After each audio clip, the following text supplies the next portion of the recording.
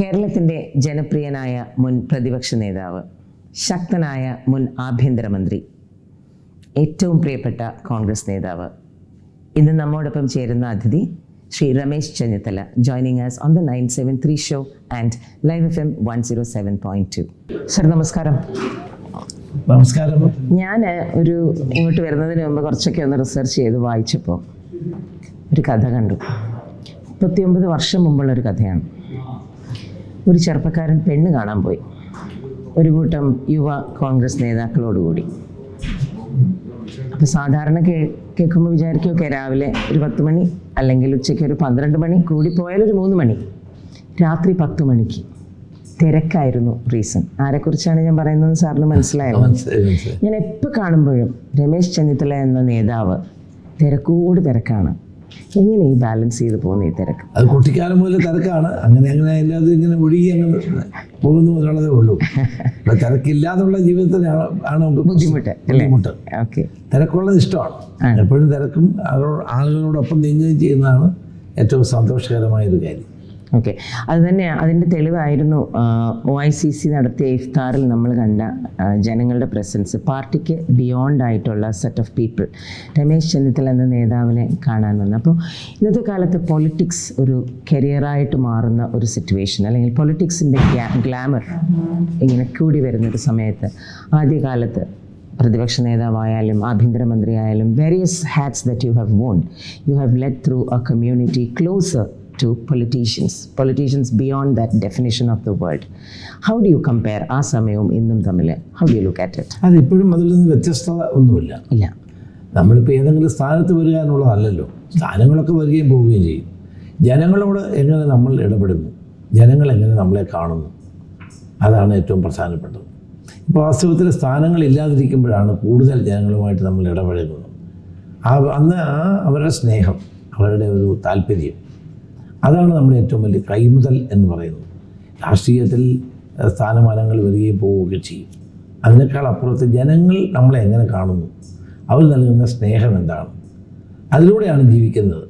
അതോടെയാണ് ഞാൻ ജീവിക്കുന്നത്. എവിടെ ചെന്നാലും നല്ല സ്നേഹമാളുകൾ തരും, നല്ല തോതിൽ ആളുകൾ നമ്മളോട് സംസാരിക്കും, നമ്മളോട് ഇടപെടും. ഇന്നലെ ഇവിടെ ബഹ്റിനിൽ വന്നപ്പോൾ വാസ്തവത്തിൽ 3500 പേർക്കാണ് ഒരു ഭക്ഷണം കരുതിയെങ്കിൽ 5000 ആളുകൾ. അതിലേതാണ്ട് ഒരു 100-700 പേരോടൊപ്പം ഞാൻ ഫോട്ടോ എടുത്തു. അപ്പോൾ അതൊരു സ്നേഹമാണ്. ആ സ്നേഹത്തിന് നമുക്ക് പകരം കൊടുക്കാൻ സ്നേഹമല്ലാതെ മറ്റൊന്നുമില്ല. അപ്പോൾ അതൊരു വലിയ സന്തോഷമുള്ള കാര്യമാണ്. എവിടെ ചെന്നാലും ഇതൊരു ആളുകൾ കൂടുന്നു, ആളുകൾക്ക് താല്പര്യം ഉണ്ടാകുന്നു എന്ന് പറയുന്നതാണ് നമ്മുടെ ഓക്സിജൻ. സാറ് ഇപ്പോൾ പറഞ്ഞല്ലോ സ്ഥാനങ്ങളില്ലാതിരിക്കുമ്പോഴാണ് ഇത് മനസ്സിലാക്കുന്നതെന്ന്. പൊളിറ്റിക്സിലെ ആ ഒരു പൊസിഷൻസ് എല്ലാം മാറിക്കഴിഞ്ഞപ്പോൾ കുറച്ചുകൂടെ ഫ്രീഡം ഓഫ് സ്പീച്ച് തോന്നിയിട്ടുണ്ടോ? കാരണം ഈ അടുത്തിടെ പല കമൻസ് കൊടുക്കുമ്പോഴും അല്ലെങ്കിൽ മാധ്യമങ്ങളോട് സംസാരിക്കുമ്പോഴാണെങ്കിലും എനിക്ക് തോന്നിയിട്ടുള്ളതാണ്, as a journalist and as a person who follows you, വളരെ ഓപ്പണായിട്ട് സംസാരിക്കാൻ ഒരു പറ്റുന്നുണ്ടെന്ന് എനിക്ക് തോന്നിയിട്ടുണ്ട്.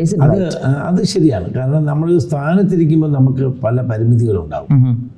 സ്ഥാനമില്ലാതിരിക്കുമ്പോൾ കുറച്ചുകൂടെ ഫ്രീഡം ഉണ്ട് എന്നുള്ളത് ശരിയാണ്. പക്ഷേ സ്ഥാനത്തില്ലാത്തപ്പോഴും നമുക്ക് ഉത്തരവാദിത്വമുണ്ട് ജനങ്ങളോടും നമ്മുടെ പ്രസ്ഥാനത്തോടും ഉത്തരവാദിത്വമുണ്ട്. അതുകൊണ്ട് സ്വതന്ത്രനായി നമുക്ക് സംസാരിക്കാൻ പറ്റില്ല. പാർട്ടിയുടേതായ പരിമിതികളുണ്ട്. പക്ഷെ അതോടൊപ്പം തന്നെ ഞാനെപ്പോഴും ജനങ്ങളുടെ പക്ഷത്ത് നിന്നും ജനങ്ങളുടെ താല്പര്യവും ആണ് എപ്പോഴും എന്നെ നയിച്ചിട്ടുള്ളത്. ജനങ്ങൾക്ക് വേണ്ടി പ്രവർത്തിക്കുമ്പോൾ അവർക്ക് വേണ്ടി സംസാരിക്കണം, അവർക്ക് വേണ്ടി ഇടപെടൽ നടത്തണം. അതിനകത്ത് രാഷ്ട്രീയത്തിന് അപ്പുറം അവരുടെ താല്പര്യമാണ്, ജനങ്ങളുടെ താല്പര്യമാണ് വലുത് എന്ന് വിശ്വസിക്കുന്ന ഒരാളാണ് ഞാൻ.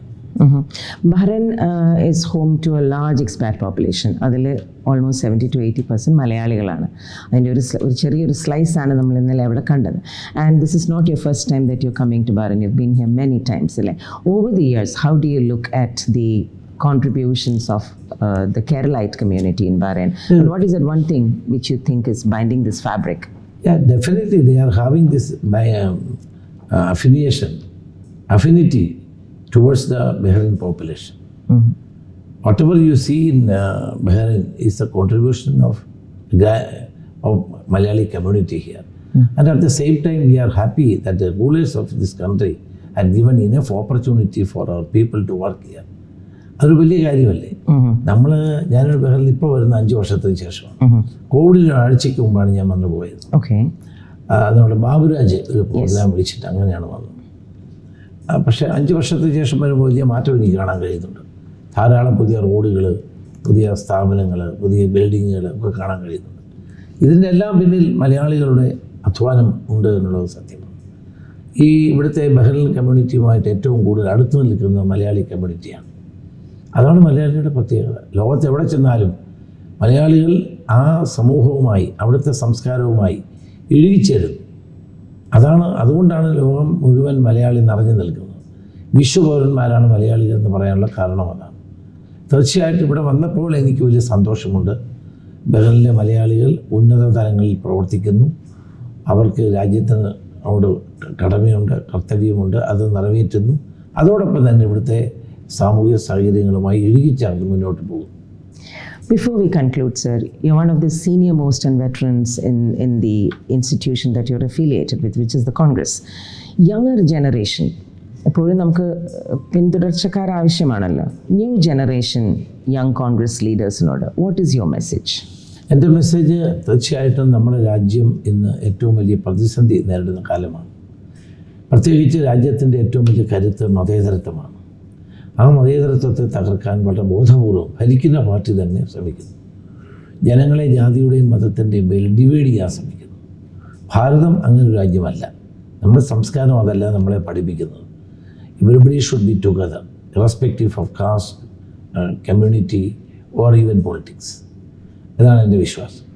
നമ്മളെ ഒരു നൂറ്റാണ്ടുകളായി നമ്മൾ പിന്തുടർന്ന് വരുന്ന നമ്മുടെ സാമൂഹ്യ സാഹചര്യങ്ങളെ ഇല്ലാതാക്കാൻ നടത്തുന്ന ശ്രമങ്ങൾക്കെതിരായി ചെറുപ്പക്കാർ വേണം മുന്നോട്ട് വരാൻ. മാത്രമല്ല, രാജ്യത്തിൻ്റെ പുരോഗതിക്ക് വേണ്ടി ചെറുപ്പക്കാർക്ക് ഒത്തിരി കാര്യം ചെയ്യാൻ പറ്റും. For example, investment, hard work, sincerity, ഇതെല്ലാം പുതിയ തലമുറയിൽ നിന്നാണ് നമ്മൾ കൂടുതൽ പ്രതീക്ഷിക്കുന്നത്. അതുണ്ടായാൽ രാജ്യം കൂടുതൽ അഭിവൃദ്ധിപ്പെടും. ലോകത്തിലെ തന്നെ ഏറ്റവും കൂടുതൽ ജനസംഖ്യയുള്ള ഒരു രാജ്യമാണ്. It's A largest democracy in the world. So at the same time I feel that the youngsters has to play a vital role in transforming the society into a modern one. ആ നിലയിലേക്ക് നമ്മൾ മാറേണ്ടിയിരിക്കുന്നു. അതിന് ചെറുപ്പക്കാർ മുന്നിൽ നിന്ന് പ്രവർത്തിക്കണം. അതിന് ഇനിയും സാർ തിരക്കോടെ ഒരുപാട് ഓടട്ടെ എന്ന് ആശംസിക്കുന്നു. ഹോളി മന്ത് ആണ്, അതിനാണല്ലോ സാർ ഇവിടെ വന്നത്. ഈ ഹോളി മന്തിൽ ടു ദ ലാർജ് കമ്മ്യൂണിറ്റി, പ്രത്യേകിച്ച് ഞാൻ ഇന്നലത്തെ ആദ്യത്തെ വെള്ളിയാഴ്ച, നോയമ്പിൻ്റെ ആദ്യത്തെ വെള്ളിയാഴ്ച വലിയ പ്രാധാന്യമുണ്ട്. So I am honoured. Yes.